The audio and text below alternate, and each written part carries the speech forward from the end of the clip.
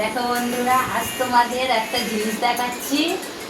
আমি এইরকম লক্ষ্মী পূজার সময় এই ভান্ডারটা বসিয়েছিলাম, মানে 1 বছর পর ঠাকুরের জন্য সিংহাসন কিনবো বলে, লক্ষ্মী ঠাকুরের জন্য সিংহাসন কিনবো বলে। আজ আমরা লক্ষ্মী ঠাকুরের সিংহাসন কিনতে যাচ্ছি। তোমার দাদা ভাই ভান্ডারটা ভেঙে দেখাচ্ছে তোমাদের ভান্ডারটায় কত টাকা জমেছে। আমি টুকটুক করে সংসার চালিয়ে এই পয়সাটা জমিয়েছি ঠাকুরের সিংহাসনের জন্য। দেখো তাহলে তোমার দাদাভাই এটাকে দেখাচ্ছে যে কত টাকা জমেছে এর মধ্যে। ভাঙো।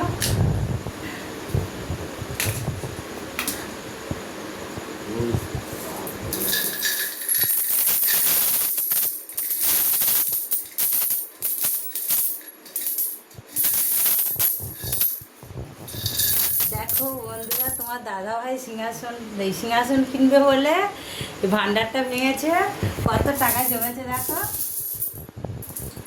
দেখো